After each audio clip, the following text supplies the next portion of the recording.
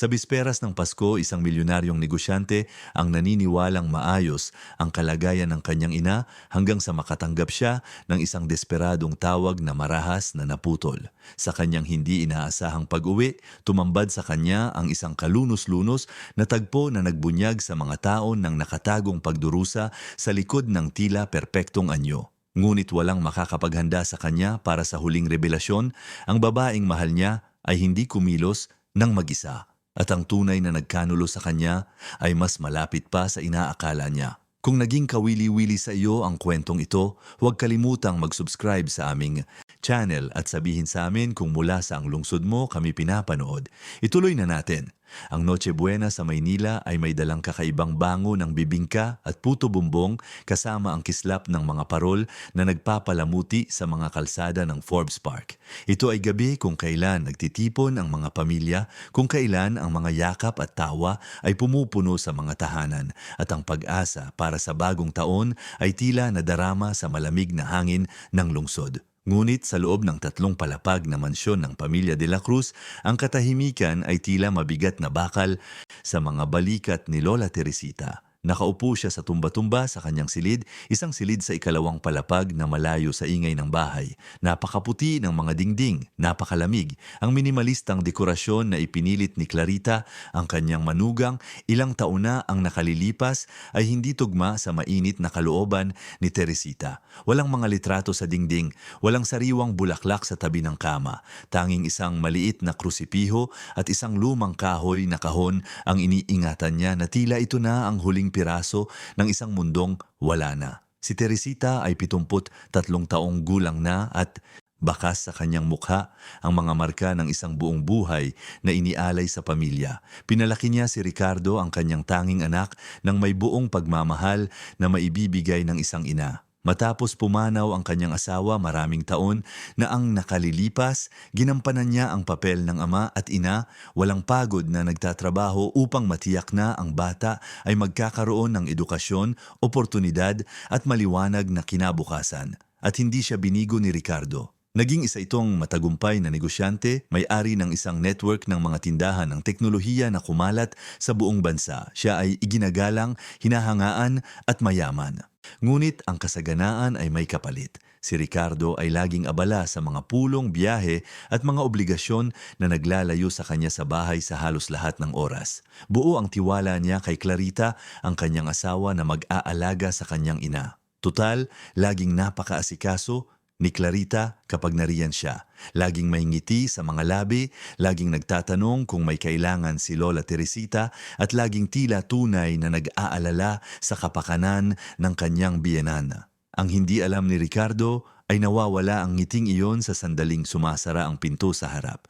Naririnig ni Teresita ang mga hakbang ni Clarita sa ibaba. Alam niya ang tunog ng mga sandals na may takong na tumatama sa marmol ng sala. Ito ay tunog na nagpapaliit sa kanyang upuan, na nagpapahigpit sa kanyang hawak sa kahoy na kahon sa kanyang kandungan.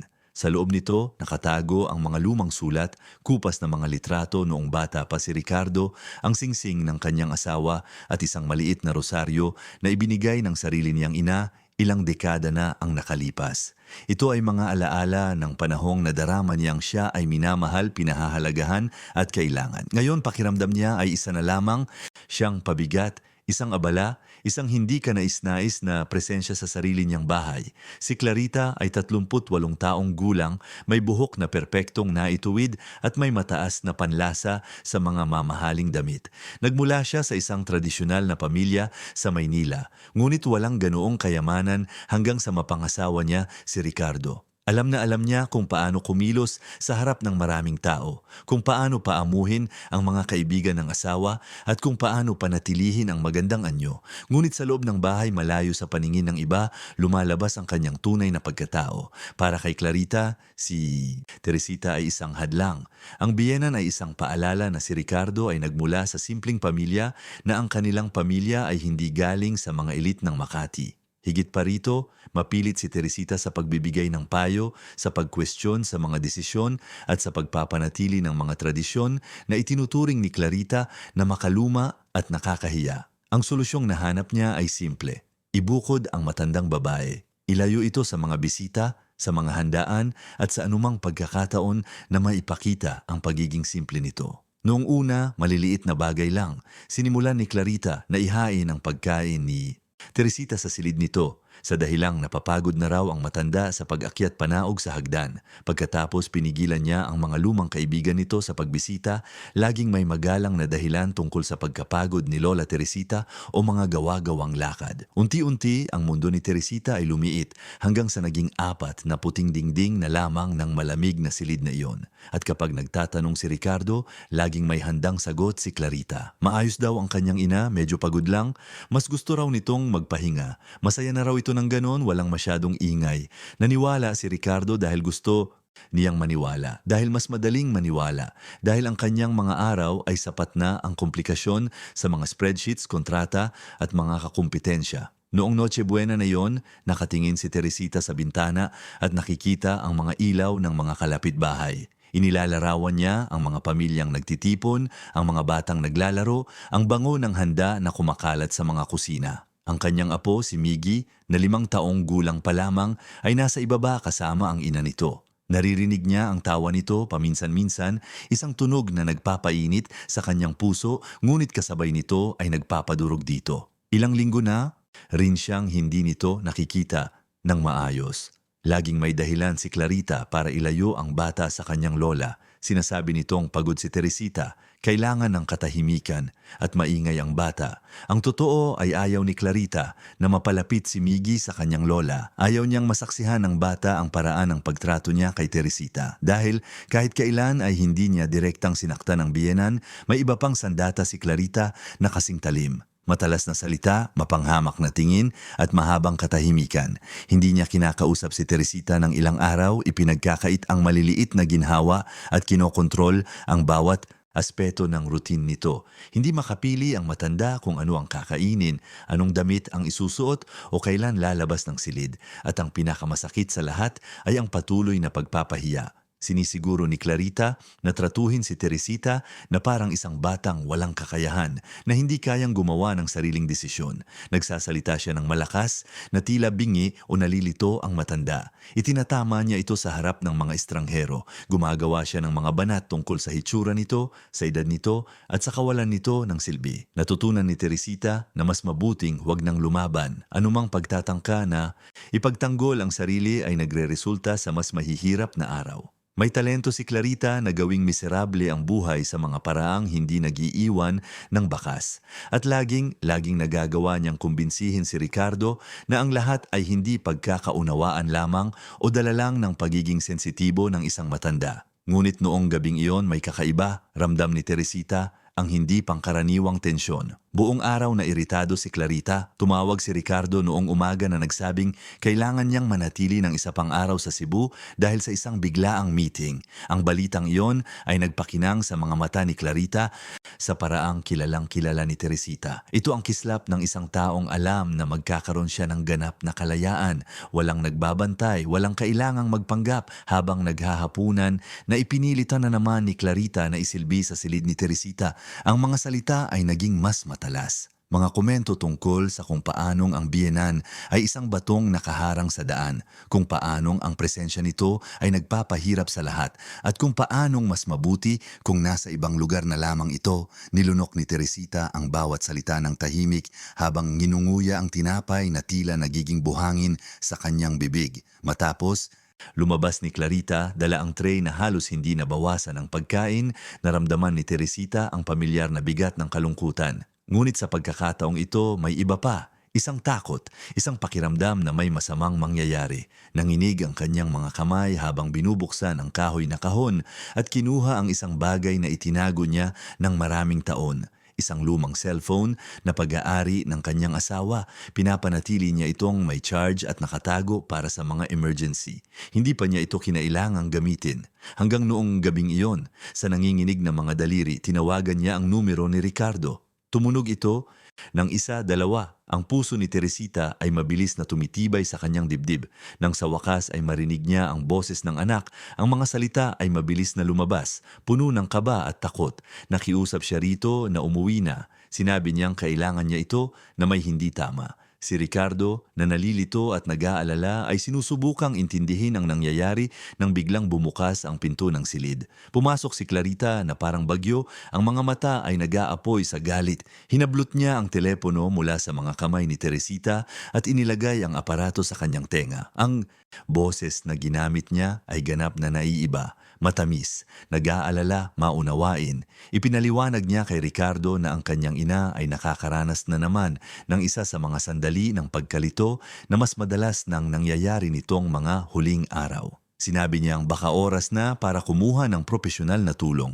Baka sa isang lugar na mas angkop para sa espesyal na pangangalaga. Tiniyak niya na ang lahat ay kontrolado, hindi nito kailangang mag-alala at maaari nitong tapusin ang kanyang mga lakad ng payapa. Nag-alinlangan si Ricardo, naririnig ni Teresita ang boses nito sa kabilang linya, nagtatanong, sinusubukang intindihin. Ngunit mapanghikayat, si Clarita. Noon pa man, nang ibaba ang telepono, agad na nawala ang ngiti sa kanyang mukha. Ang sumunod na nangyari ay ayaw nang alalahanin ni Teresita ng detalyado. Walang pisikal na pananakit, ngunit may isang bagay na kasing lupit. Inakay siya ni Clarita, hawak ng mahigpit ang kanyang braso, pababa ng hagdan, ang mga hakbang ay umaalingaw-ngaw sa bakanting bahay. Pinatulog na si Miggy, walang saksi. Sa ilalim ng pangunahing hagdanan ng mansyon, may isang maliit na cabinet na nagsisilbing imbakan. Ito ay makitid, madilim at walang bentilasyon. Binuksan ni Clarita ang pinto at sa isang lakas na nakakagulat para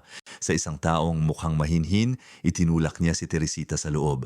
Hindi ito ang unang pagkakataon. Ang tunog ng pinto na kinandado mula sa labas ay umalingaw-ngaw na parang isang hatol. Nag-iisa si Teresita sa dilim, napapalibutan ng amoy ng amag at mga panlinis. Naririnig niya mula sa malayo ang tunog ng telebisyon na nagpapatugtog ng mga awiting Pasko. Napakalupit ng kabalintunaan. Sa labas, ipinagdiriwang ng mundo ang pag-ibig, pagkakaisa at pag-asa. Sa loob, kinakaharap niya ang kanyang pinakamasamang bangungot. Namiluktot si Teresita sa sulok ng cabinet, yakap ang kanyang mga tuhod, tahimik na dumadaloy ang mga luha sa kanyang kulubot na mukha. Iniisip niya si Ricardo kung paanong walang alam ang kanyang anak, kung paanong nabigo itong protektahan siya. Iniisip niya si Miggy kung anong klaseng halimbawa ang ibinibigay sa inosenteng batang iyon. Iniisip niya ang sarili niyang buhay, kung paano siya humantong sa puntong ito. Samantala, sa itaas na palapag sa isa sa mga silid ng katulong, hindi makatulog si Luz.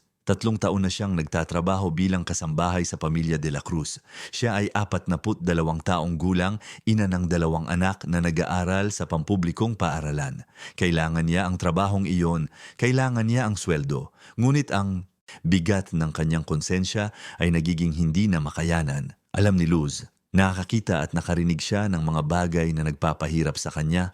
Nasaksihan niya ang paraan ng pagtrato ni Clarita kay Lola Teresita kapag akala nito ay walang nakatingin. Narinig niya ang mga malupit na komento, nasaksihan ang patuloy na pagpapahiya at noong gabing iyon, narinig niya ang pagtatalo, narinig ang mga hakbang sa hagdan, narinig ang tunog ng pinto ng cabinet na kinandado, nahahati ang kanyang puso. Sa isang banda, ang takot na mawala ng trabaho na hindi mapakain ang kanyang mga anak. Sa kabilang banda, ang kasalanan ng pananatiling tahimik sa harap ng ganoong kawalang katarungan. Sinubukan ni Luz ng ilang beses na aliwin si Lola Teresita ng palihim. Dinadalhan niya ito ng mainit na tsaa, dagdag na kumot at mga mabuting salitang ibinubulong kapag wala si Clarita. Ngunit alam niyang hindi iyon sapat. Ilang linggo na ang nakalilipas, gumawa si Luz ng isang mapanganib na desisyon. Nagawa niya sa isang sandali ng katapangan na videohan ang isa sa mga tagpo kung saan nilalait ni Clarita si Teresita. Itinago niya ang file sa kanyang cellphone, hindi alam kung ano ang gagawin dito. Natatakot siyang gamitin ito, natatakot sa mga kahihinatnan. Ngunit hindi rin niya ito kayang burahin. Ito ay isang ebidensya. Ito ang nakatalang katotohanan. Noong gabing yon, matapos marinig na ikinulong si Teresita sa cabinet, kinuha ni Luz ang kanyang cellphone nang nanginginig ang mga kamay. Kailangan niyang may gawin. Kailangan may makaalam. Sinubukan niyang ilipat ang video sa isang storage device. Iniisip na itago ito sa ligtas na lugar. Ngunit sa pagmamadali at kaba, nagkamali siya. Sa halip na isave ang file sa local storage, ipinadala ng app ang video sa isang lumang email address na nakasync sa aparato. Isang email na, sa pagkakataon, ay pag-aari ng isang corporate account ni Ricardo na madalang na niyang tingnan, ngunit aktibo pa rin. Naipadala ang file. Ang ebidensya ay nasa digital na kalawakan na, naghihintay na matuklasan. Hindi agad napansin ni Luz ang pagkakamali. Itinago na lamang niya ang cellphone at nanatiling gising, nakatingin sa kisame, nagdarasal na sa anumang paraan ay manaig ang katarungan. Sa ibaba, nakakulong sa madilim na cabinet, nagdarasal din si Lola Teresita. Nagdarasal na sana ay mag-umaga na. Nagdarasal na ang kanyang anak sa anumang paraan ay makita ang katotohanan. Nagdarasal na may oras pa para baguhin ang kwentong iyon. Dumating ang umaga na may malambot na liwanag na nauuna sa araw ng Pasko. Unti-unting gumigising ang Maynila. Sa mga kalsada ng Forbes Park, ang mga bahay ay nagsisimula ng magkaroon ng buhay. Ang mga pamilya ay gumigising para ihanda ang Noche Buena, ang mga bata ay tumatakbo para tingnan ang mga regalo sa ilalim ng puno at ang bango ng sariwang kape ay kumakalat sa mga kusina. Ngunit sa mansyon ng mga De La Cruz, ang umaga ay may dalang mabigat at hindi komportabling katahimikan. Bumaba si Clarita, suot ang kanyang silk robe, ang buhok ay perpekto pa ring nakapusod, ang kanyang mga hakbang ay sukat na sukat. Nakatulog siya ng mahimbing, walang pagsisisi, walang kasalanan. Para sa kanya, ang ginawa niya noong nakaraang gabi ay isang kinakailangang hakbang lamang. Kailangang matuto ni Teresita na huwag makialam, huwag gumawa ng problema at tanggapin ang kanyang lugar. Habang dumadaan sa pangunahing hagdanan, mabilis na sumulyap si Clarita sa pinto ng cabinet. Nakakandado pa rin ito, eksakto sa kung paano niya iniwan, walang pagmamadali sa pagbubukas. Hayaan munang manatili ang matanda doon, nag-iisip tungkol sa kanyang mga ginawa. Ganon kumilos si Clarita, kontrol. Kapangyarihan, ganap na paghahari sa bawat aspeto ng bahay na iyon. Nasa kusina na si Luz nang pumasok si Clarita. Hindi nakatulog ang kasambahay buong gabi, pinahihirapan ng konsensya. Ang kanyang mga mata ay namumugto sa pagod at pag-aalala. Inihahanda niya ang almusal ng parang robot, ngunit ang kanyang isip ay nakatuon sa cabinet sa ilalim ng hagdan. Ilang oras na si Lola Teresita doon, oras ng kadiliman, lamig at kalungkutan. Magandang umaga, Luz, sabi ni Clarita na may ngiting hindi umaabot sa mga mata. Ipaghanda mo lang ako ng kape at juice para kay Miggy. Hindi muna mag-aalmusal ang biyenan ko kasama natin ngayon, nagpapahinga siya. Idiniin ni Luz ang kanyang mga labi, pinipigilan ang mga salitang gustong kumawala. Opo, Ma'am Clarita, sagot niya sa mahinang boses, iniiwasang tumingin ng diretso sa amo. Napansin ni Clarita ang tensyon, ngunit hindi niya ito pinansin.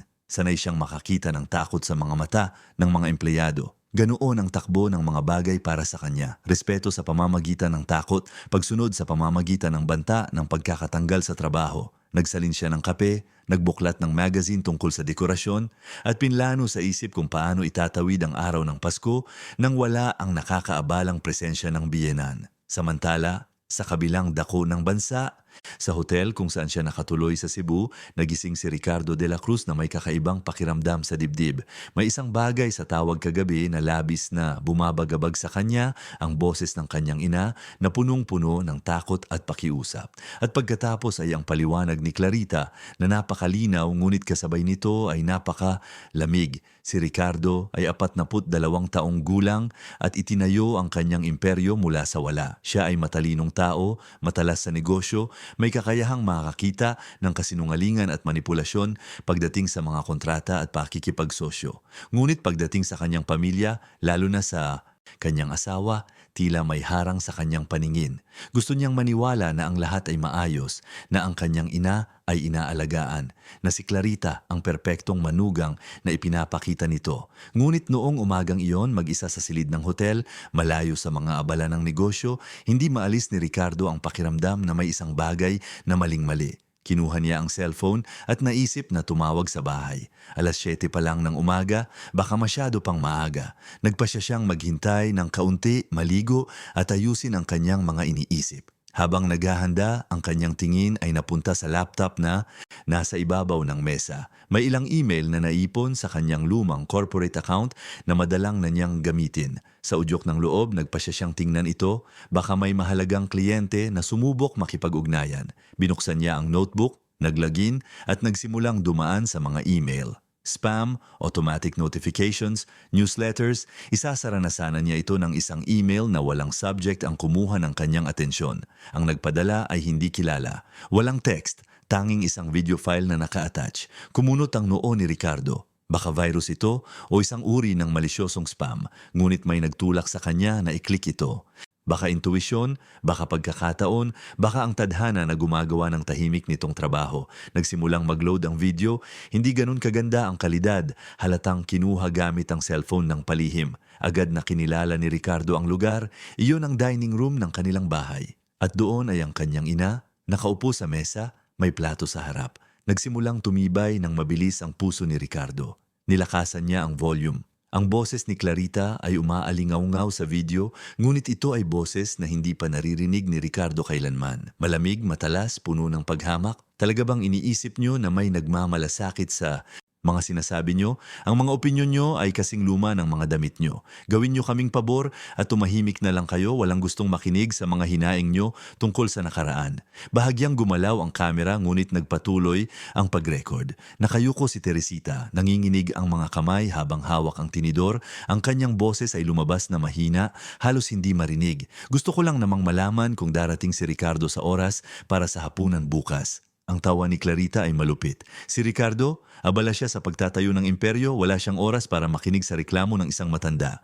Sa totoo lang, naisip ko nang kausapin siya tungkol sa paghahanap ng mas angkop na lugar para sa inyo. Isang home for the aged, kung saan ang mga taong kasing tanda nyo ay magkakasama malayo sa mga taong talagang mahalaga. Ang mga sumunod na salita ay mas malala pa. Nagpatuloy si Clarita, ang bawat pangungusap ay parang matalim na talim, hinihiwa ng unti-unti ang dignidad ni Teresita. Nagsalita siya tungkol sa kung paanong ang biyenan ay isang pabigat, kung paanong ipinapahiya nito ang pamilya sa simpleng paraan nito, at kung paanong mas mabuti kung maglalaho na lamang ito. Nanonood si Ricardo, nananlalaki ang mga mata, ang dugo ay kumukulo sa kanyang mga ugat.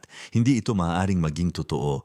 Hindi maaaring ang kanyang asawa ito. Hindi maaaring ang kanyang ina ay tinatrato ng ganoon. Ngunit totoo. Lahat ay totoo. Ang bawat salita, ang bawat kumpas ng paghamak, ang bawat segundo ng video na yon ay isang brutal na katotohanan na nabigo siyang makita. Biglang natapos ang video, nanatiling nakatigil si Ricardo, nakatingin sa itim na screen, nahihirapang huminga, nanginginig ang kanyang mga kamay, naramdaman niya ang pag-akyat ng pagkasuka sa kanyang sikmura. Paano niyang hindi napansin? Paano siya naging ganoon kabulag?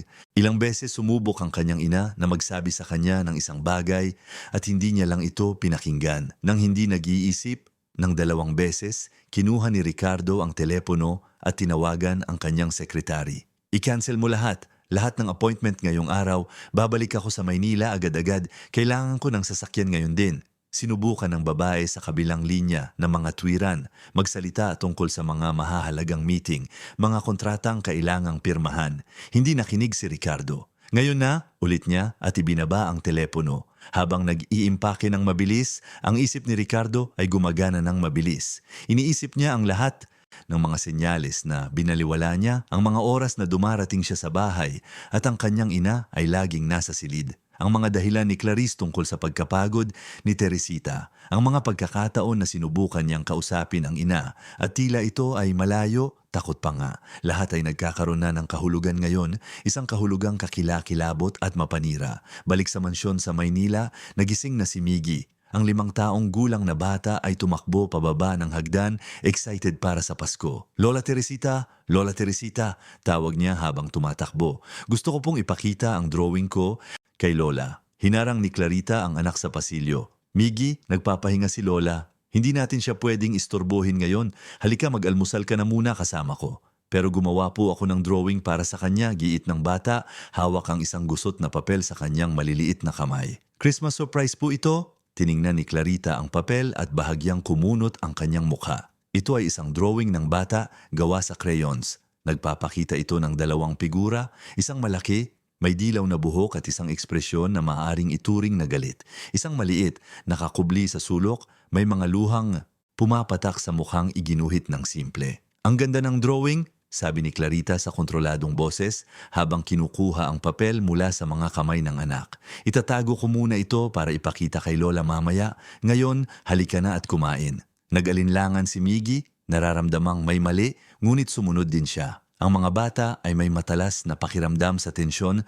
kahit hindi nila ganap na naiintindihan ang nangyayari. Ramdam niya ang mabigat na kapaligiran sa bahay, napansin niyang mas iritado ang kanyang ina kaysa sa dati at napansin niyang ilang araw na ring hindi lumalabas ang kanyang lola. Habang nag-aalmusal, iniisip ni Clarita ang susunod na hakbang. Kailangan niyang panatilihin ang kontrol sa sitwasyon, tila nagduda si Ricardo sa tawag kagabi. Kailangang patatagin ang kwento. Baka oras na para simulan ang pagtatanim ng ideya na nawawala na sa sarili si Teresita na kailangan na nito ng espesyal na pangangalaga. Pinapanood ni Luz ang lahat mula sa kusina, ang puso ay naninikip.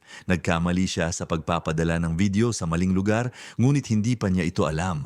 Naniniwala siyang ang ebidensya ay ligtas na nakatago, naghihintay ng tamang oras.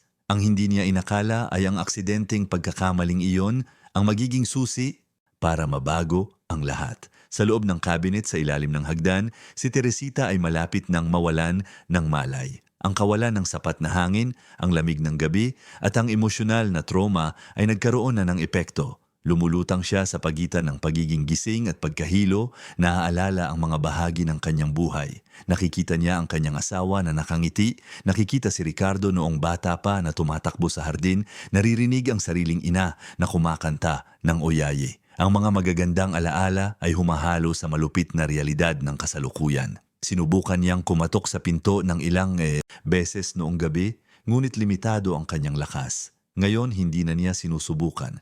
Naghihintay na lamang siya, naghihintay na sumapit ang araw na may makahanap sa kanya na sa anumang paraan ay matapos na ang bangungot na iyon. Mag-aalas 10 na ng umaga nang tumunog ang intercom ng mansyon. Sinagot ito ni Luz.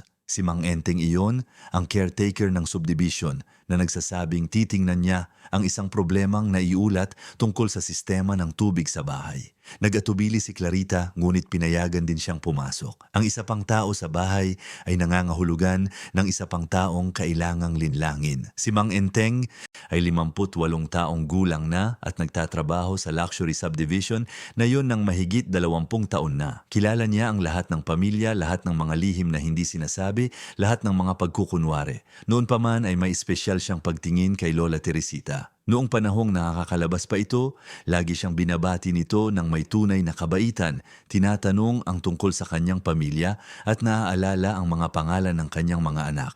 Nitong mga huling buwan, napansin ni Mang Enteng ang kawalan ni Teresita. Tuwing nagtatanong siya, lagi siyang nakakatanggap ng parehong magalang ngunit walang lamang sagot mula kay Clarita tungkol sa pagpapahinga ng biyenan at mas gusto nitong manatili sa loob ng bahay. Ngunit may isang bagay sa mga sagot na iyon na laging bumabagabag sa kanya. May lamig, may pagmamadali na ibahin ang paksa. Noong umagang iyon, habang tinitingnan ang mga tubo sa labas ng bahay, nakarinig si Mang Enteng ng isang kakaibang tunog. Mahina ito, halos hindi marinig. Galing ito sa loob ng bahay. Huminto siya, nakikinig ng mabuti. Nariyan na naman, isang mahinang unggol, tunog ng isang taong nagdurusa. Nagdoorbell si Mang Enteng. Binuksan ni Clarita ang pinto na may pilit ng ngiti. Ayos lang ba sa labas, Mang Enteng? Opo, Ma'am Clarita. Pero may narinig po akong kakaibang tunog galing dito sa loob. Ayos lang po ba kayo? May kailangan po ba ng tulong? Bahagyang nawala ang ngiti ni Clarita. Hindi, ayos lang ang lahat. Baka television lang iyon. Nanonood si Miggy ng cartoons kanina. Pero hindi po tila galing sa sala, giit ni Mang Enteng. Ang kanyang kutob bilang isang tapat na manggagawa ay nagsasabing may mali. Tila galing po doon sa loob, malapit sa hagdan. Naramdaman ni Clarita ang pag-akyat ng kaba, ngunit pinanatili niya ang kanyang anyo. Nagkakamali po. Kayo, gaya ng sabi ko, ayos lang ang lahat. Kung tapos na po kayo sa labas, salamat po. Hindi basta-basta sumusuko si Mang Enteng.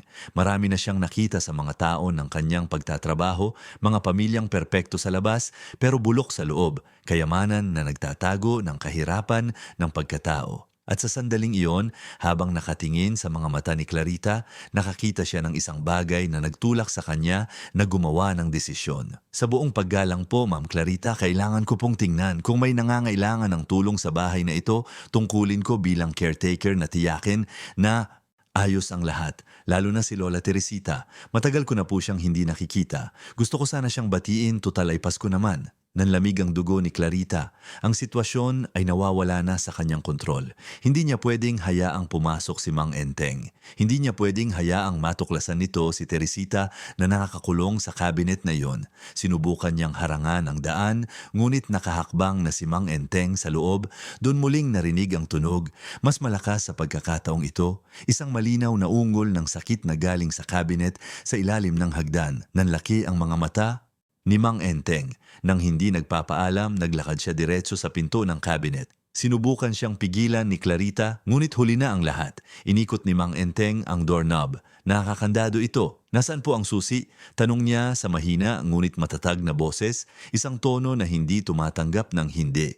Naipit na si Clarita. Mabilis na tumatakbo ang kanyang isip. Pwede siyang gumawa ng dahilan, pwede niyang sabihing pribadong lugar iyon, pwede niyang bantaang idedemanda si Mang Enteng sa pagpasok ng walang pahintulot. Ngunit ang lalaking nasa harap niya ay hindi na ang magalang na caretaker. Ito ay isang taong determinadong gawin ang tama. Tatawag po ako ng pulis kung hindi niyo bubuksan ang pintong ito ngayon din, sabi ni Mang Enteng habang kinukuha ang cellphone sa bulsa. Sa sandaling iyon, lumitaw si Luz mula sa pasilyo, narinig niya ang lahat. At sa unang pagkakataon sa loob ng 3 taon, nahanap niya ang katapangan na kailangan niya. May spare key po ako, sabi niya sa matatag na boses habang naglalakad patungo sa isang maliit na lalagyan ng mga gamit. Kinuha niya ang susi at ibinigay ito ng diretso kay Mang Enteng. Maputla si Clarita, mabilis ang paghinga, ang sitwasyon ay ganap ng sumabog sa labas ng kanyang kontrol. Lahat ng kanyang itinayo, lahat ng kanyang pagkukunwari ay malapit ng gumuho. Isinuot ni Mang Enteng ang susi sa lock at pinihit ito. Bumukas ang pinto at tumambad ang dilim ng maliit na espasyo. At doon nakakubli sa sulok, marupok at takot na parang bata, ay si Lola Teresita. Ang kanyang mga mata ay kumukurap sa biglaang liwanag, ang kanyang mga damit ay gusot-gusot, ang kanyang mukha ay may marka ng mga tuyong luha. Ang katahimikang sumunod ay nakakabingi. Napahawak si Luz sa kanyang bibig, pinipigilan ang paghikbi. Nanatiling nakatigil si Mang Enteng ng ilang segundo, pilit na iniintindi ang malupit na tagpong nasa harap niya. At alam ni Clarita na ang kanyang buhay sa paraang alam niya ay natapos na sa mismong sandaling iyon. Ang tagpong naganap sa mga unang minutong iyon matapos mabuksan ang cabinet ay mananatiling nakaukit sa alaala ng lahat ng naroon. Marahang lumuhod si Mang Enteng, iniuunat ang kamay kay Teresita nang may pag-iingat na tila humahawak ng isang bagay na mahalaga at marupok. Lola Teresita, ako po ito si Enteng. Ligtas na po kayo, ilalabas na namin kayo dyan. Tumingin sa kanya si Teresita na tila hindi makapaniwalang totoo ang nangyayari. Gumagalaw ang kanyang mga labi. Sinusubukang bumuo ng mga salita, ngunit walang tunog na lumalabas. Siya ay nasa matinding shock. Ang katawan ay nanginginig ng hindi makontrol. Napansin ni Mang Enteng ang mga marka sa kanyang mga pulso kung saan siya sumandal sa matitigas na dingding ng cabinet noong gabi. Nakita niya ang maputlang hitsura ng kanyang mukha, ang mga labi na bitak-bitak dahil sa dehydration. Sa matinding pag-iingat, tinulungan niya ang matanda na tumayo. Halos hindi siya kayang itayo ng kanyang mga binti. Tumakbo si Luz sa kabilang panig, inaalalayan si Teresita sa braso. Magkasama nilang inakay ang matanda patungo sa sofa sa sala. Ang liwanag ng araw na pumapasok sa mga bintana ay tila nakakasilaw kay Teresita na gumugol ng maraming oras sa ganap na kadiliman. Nanatiling nakatigil si Clarita sa pasilyo, ang kanyang mukha ay naging parang maskara ng kontroladong kaba. Mabilis na gumagana ang kanyang isip, naghahanap ng labasan, isang paliwanag, anuman na maaaring magpabago sa sakunang iyon. Ngunit sa unang pagkakataon sa loob ng maraming taon, wala na siyang masabi. Luz, kumuha ka ng tubig, kumot at tumawag ka sa emergency. Utos ni Mang Enteng sa matatag na boses. Pagkatapos ay tumingin siya ng diretso kay Clarita. At kayo, huwag kayong aalis sa bahay na ito. Tatawagan ko si Sir Ricardo ngayon din. Hindi. Simula ni Clarita, ang kanyang boses ay naging mas matinis kaysa sa dati. Hindi niyo naiintindihan, nalilito siya minsan, kinukulong niya ang sarili niya, bubuksan ko naman ang pinto mamaya, hinihintay ko lang siyang kumalma. Pinutol siya ni Mang Enteng ng isang tingin na hindi na nangangailangan ng paliwanag. Nakakandado po sa labas si Lola Teresita. Ang susi ay nasa labas ng pinto. Huwag niyo akong lokohin. Marami na akong nakita sa buhay na ito para hindi makilala ang kalupitan kapag nakikita ko ito. Lumitaw si Miggy sa itaas ng hagdan, kinukuskus ang mga mata, naakit ng mga boses na tumataas. Mama, anong nangyayari? Ayos lang po ba si Lola? Mabilis na umakyat si Clarita. Binuhat ang anak at dinala ito pabalik sa silid. Dito ka lang muna maglaro, anak. May kailangang ayusin si Mama. Ang kanyang boses ay tensyonado. Tiningnan siya ni Miggy nang may takot, nararamdamang may seryosong nangyayari. Samantala, bumalik si Luz na may dalang tubig at kumot. Lumuhod siya sa tabi ni Teresita at inialay ang baso na gawa ng matanda na uminom ng pakonti-konti, nanginginig pa rin ang mga kamay para hawakan ang baso ng mag-isa. Sorry po, Lola Teresita, bulong ni Luz habang ang mga luha ay malayang dumadaloy sa kanyang mukha. Dapat po ay may ginawa na ako noon pa. Dapat naging mas matapang ako. Tumingin sa kanya si Teresita at sa unang pagkakataon mula nang mailabas sa cabinet, bahagyang lumambot ang kanyang mukha. Hindi mo kasalanan. Nagawa niyang ibulong sa paos at mahinang boses. Natatakot ka rin, alam ko. Nakatelepono na si Mang Enteng. Nakuha niya ang numero ni Ricardo sa pamamagitan ng administrasyon ng subdibisyon. Nang sumagot, ang negosyante, tensyonado ang boses nito. Enteng, anong nangyari? Papunta na ako sa Maynila ngayon, on the way na ako. Sir Ricardo, kailangan niyo pong umuwi agad. Nakita ko po ang nanay niyo na nakakulong sa isang cabinet. Masama po ang lagay niya. Tumawag na po ako ng ambulansya. Nagkaroon ng katahimikan sa kabilang linya. Pagkatapos ang boses ni Ricardo ay naging puno ng halo-halong sindak at galit na hindi pa naririnig ni Mang Enteng kailanman. Anong ibig mong sabihing nakakulong? Sinong gumawa niyon? Ang asawa niyo po, sir. Paumanhin po na kailangang ako ang magsabi sa inyo pero nasaksihan ko po ang lahat. Nakakandado po sa labas si Lola Teresita sa cabinet sa ilalim ng hagdan. Buong gabi po siya doon. Naramdaman ni Ricardo na tila nawala ang lupa sa ilalim ng kanyang mga paa. Nasa sasakyan siya papunta sa airport pero ngayon ay lalo niyang inapakan ng accelerator. Kukuha ako ng private jet, darating ako dyan sa loob ng 2 oras. Pakiusap, huwag niyo pong iiwan ang nanay ko at huwag niyo pong hahayaang makaalis si Clarita sa bahay na iyan. Makakakasa po kayo, sir. Hindi po ako aalis dito hanggat hindi kayo dumating. Dumating ang ambulansya, makalipas ang 15 minuto. 2 paramediko ang pumasok sa bahay at mabilis na sinuri si Teresita. Stable ang vital signs ngunit malinaw na nasa matinding shock, moderate dehydration. Kailangan siyang dalhin sa ospital para sa mas detalyadong pagsusuri. Habang inihahanda siya para sa transportasyon, napansin ng isa sa mga paramediko ang mga lumang marka sa mga braso ni Teresita. Mga maliliit na pasa na nagpapahiwatig ng paulit-ulit na pagdiin na hinawakan ng mahigpit. Nagtagpo ang tingin nila ni Mang Enteng at isang tahimik na pag-unawa ang namagitan sa kanila. Hindi ito isang hiwalay na insidente. Sasama ako sa kanya, deklara ni Luz habang kinukuha ang kanyang bag. Hindi ko siya iiwang mag-isa sa ospital. Pinapanood ni Clarita ang lahat mula sa itaas, nakatago sa likod ng dingding ng pasilyo. Ang kanyang isip ay nasa ganap na kaba. Kailangan niyang mag-isip, kailangan niyang magplano. Babalik si Ricardo at malalaman nito ang lahat.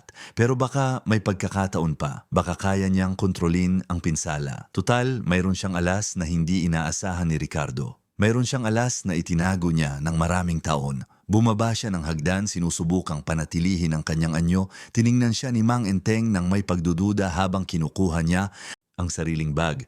Pupunta rin ako sa ospital, biyenan ko siya, may karapatan akong samahan siya. Dito lang po kayo at maghihintay sa pagdating ni Sir Ricardo, sabi ni Mang Enteng ng matatag. Hindi po ito mungkahi. Tiningnan siya ni Clarita nang may galit sa mga mata, ngunit na-realize niyang wala siyang pagpipilian. Determinado ang caretaker at higit sa lahat saksi ito sa lahat. Bumalik siya sa sala at naupo sa sofa.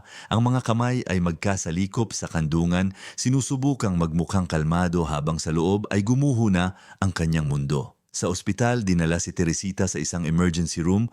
Gumawa ang mga doktor ng serye ng mga pagsusuri. Maliban sa dehydration at emotional shock, may nahanap pa silang mas nakakabahala. May mga senyales ng matagal na stress, untreated high blood pressure at nang suriin ang kanyang katawan ng mas maigi, nakakita sila ng mga maliliit na sugat na nagpapahiwatig ng paulit-ulit na pagkakakulong.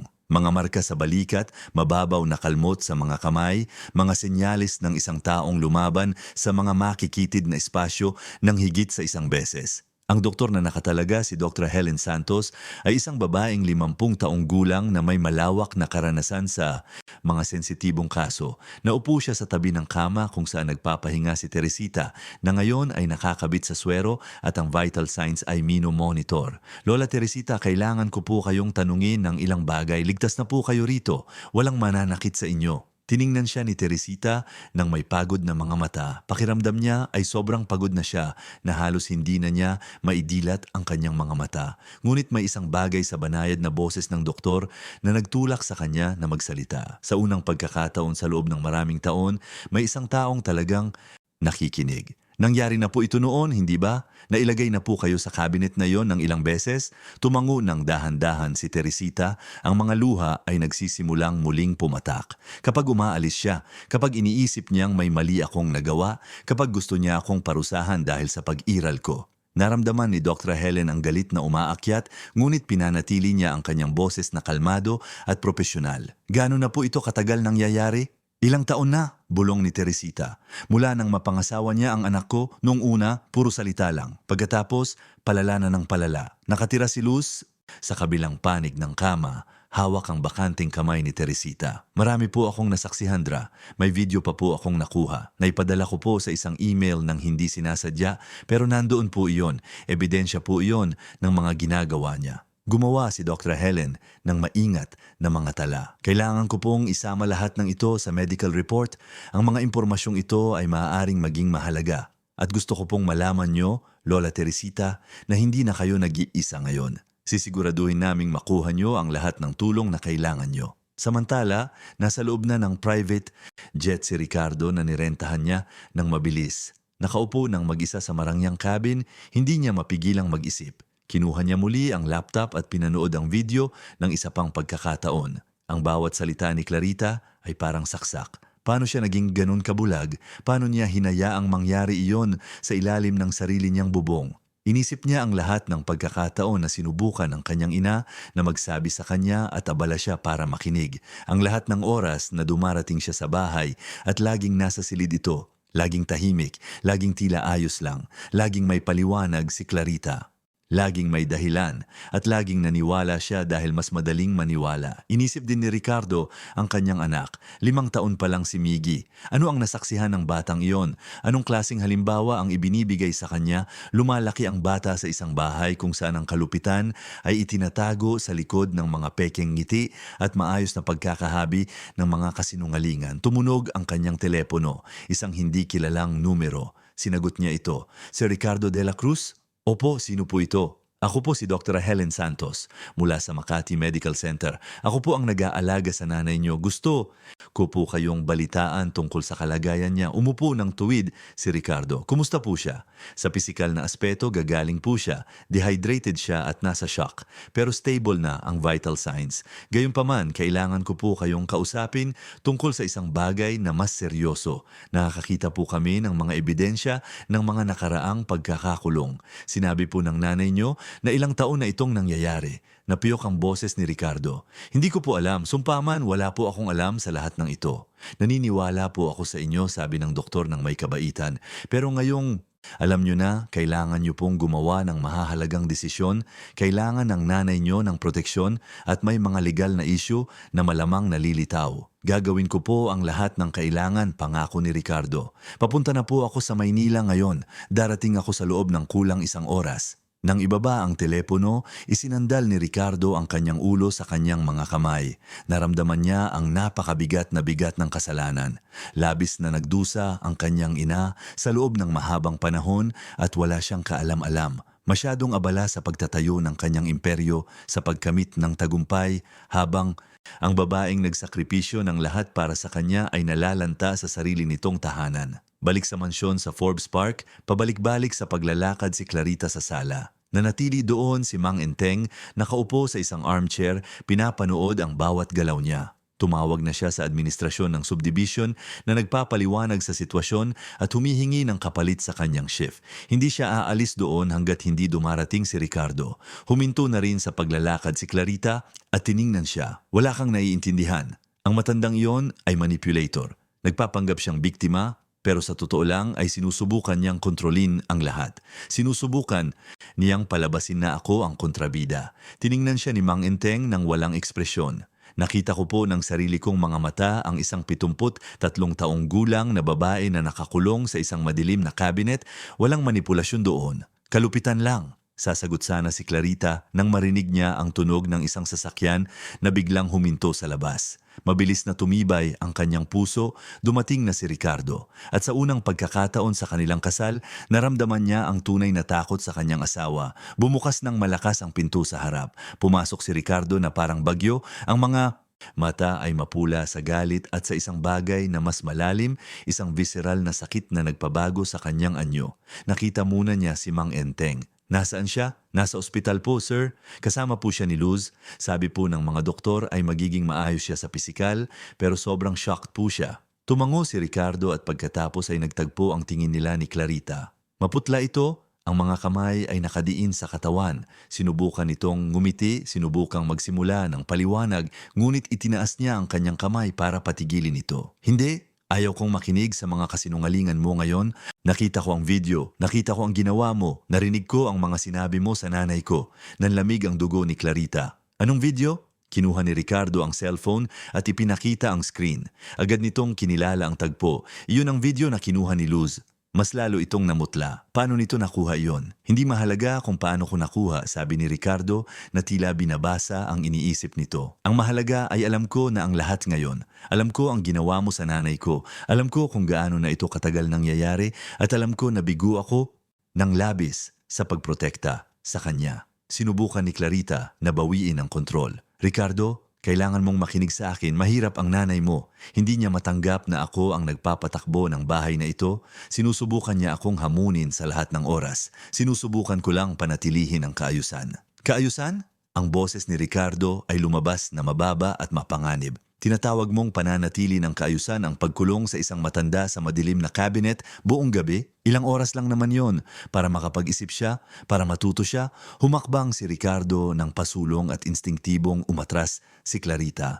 Ang nanay ko ay gumugol ng gabi ng Pasko na nakakulong sa isang cabinet, mag-isa, takot. Dahil sa iyo at sinusubukan mo pang magdahilan, doon na-realize ni Clarita na hindi natatalab ang mga argumento. Kailangan niyang gamitin ang kanyang huling alas sa isang ekspresyon na nagbago mula sa pagiging marupok patungo sa pagiging kalkulado, nagsalita siya. Bago ka gumawa ng anumang bagay na pagsisisihan mo, Ricardo, iminumungkahi ko na mag-isip kang mabuti. May mga dokumento ako, may mga impormasyon ako, mga bagay na hindi mo gustong malaman ng iba. Huminto si Ricardo, naniningkit ang mga mata. Anong sinasabi mo? Ngumiti si Clarita pero ito ay isang malamig at nagbabantang ngiti. Akala mo ba hindi ko alam ang tungkol sa mga offshore accounts, tungkol sa mga kontrata sa mga dummy companies, tungkol sa mga negosyong malapit ng maging illegal? May mga kopya ako ng lahat. At kung susubukan mo akong ilayo, kung susubukan mo akong parusahan sa nangyari sa nanay mo, sisiguraduhin kong malalaman ito ng publiko. Ang kumpanya mo, ang reputasyon mo, lahat ay masisira. Ang katahimikang sumunod ay mabigat. Pinapanood ni Mang Enteng ang lahat ng may gulat. Naramdaman ni Ricardo ang bitag na sumasara sa paligid niya. Hindi lang malupit si Clarita, siya ay kalkulado, makamandag, at matagal na niyang pinaghandaan ang sandaling ito. Ngunit bago pa man may makasagot, tumunog ang doorbell. 2 tao ang nakasuot ng formal na damit. Nagpakilala sila bilang mga social workers. Pinapunta sila ng ospital matapos ang report ni Dr. Helen.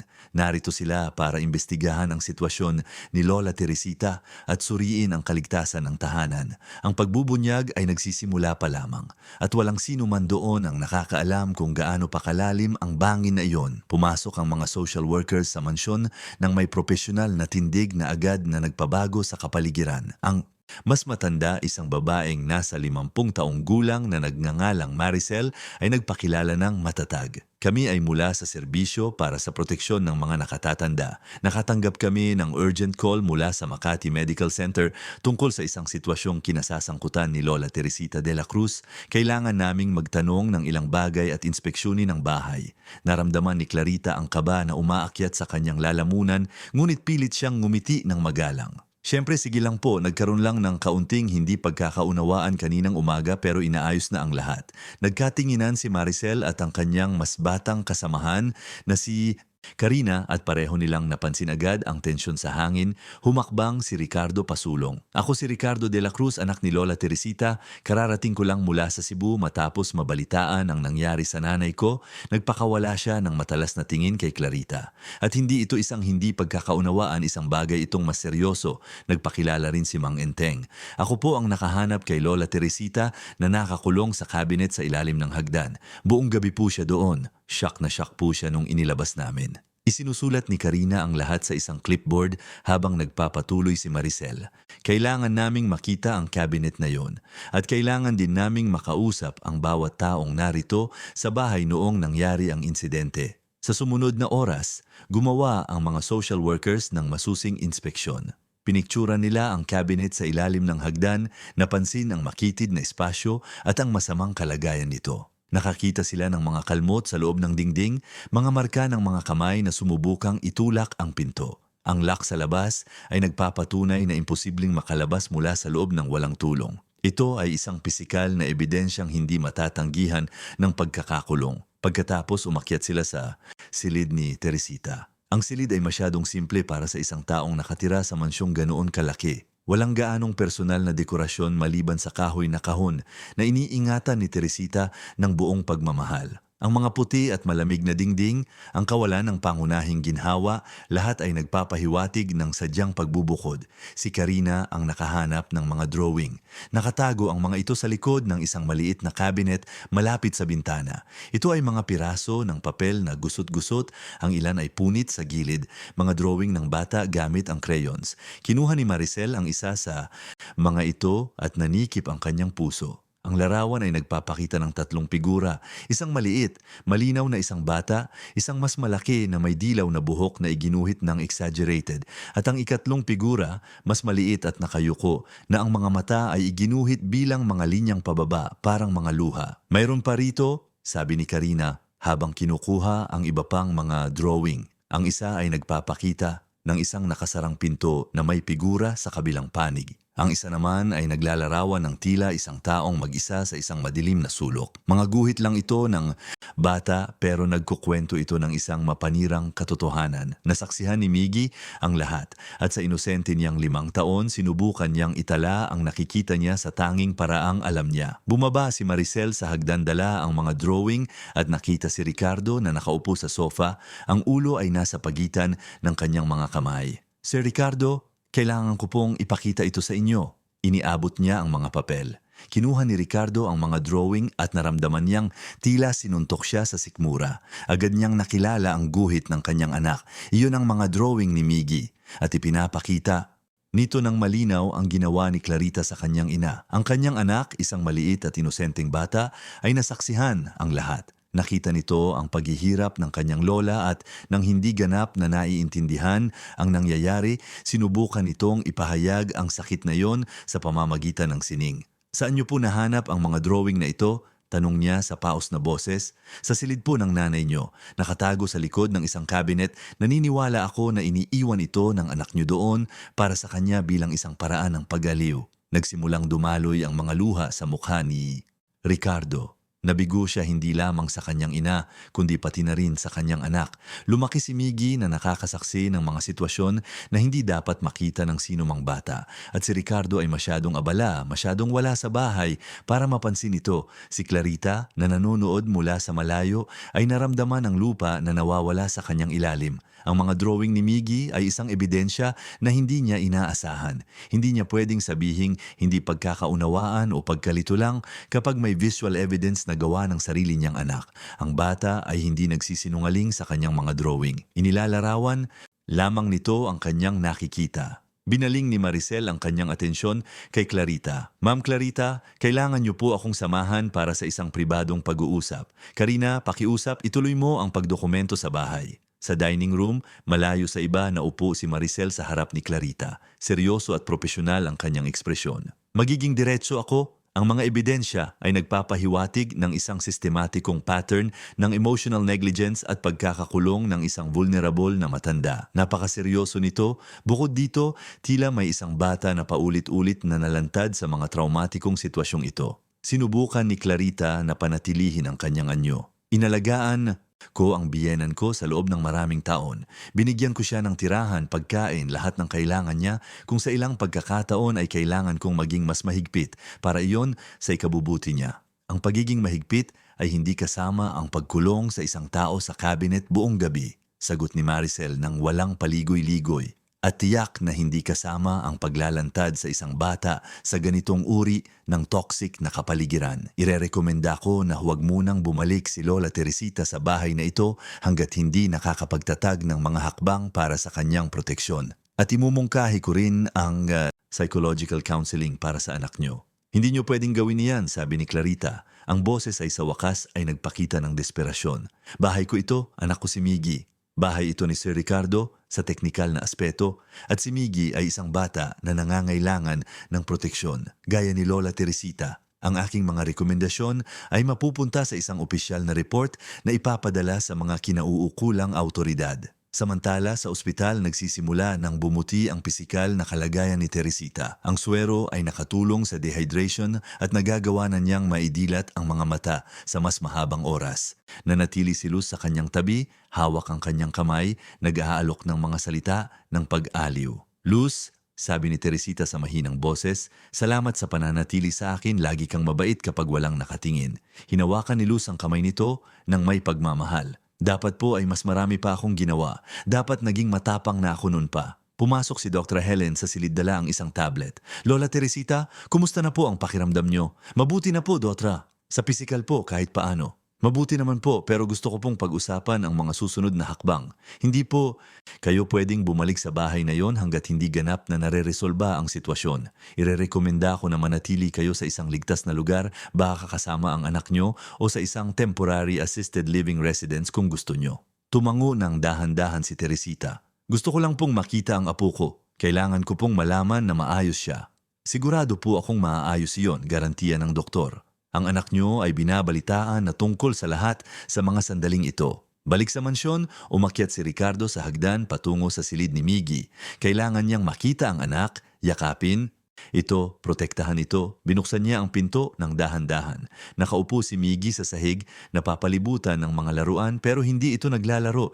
Nakatingin lang ito sa bintana ng may ekspresyong masyadong malayo para sa isang 5 taong gulang na bata. Miggy, tawag ni Ricardo ng malumanay. Lumingon ang bata at nagliwanag ang kanyang mga mata nang makita ang ama. Papa, bumalik po kayo. Lumuhod si Ricardo at idinantay ang mga braso. Tumakbo si Miggy at yumakap sa kanya. Matagal na nagkayakap ang mag-ama. Naramdaman ni Ricardo ang pagkadurog ng kanyang puso. Paano niyang hindi napansin ang bigat na dala ng kanyang anak?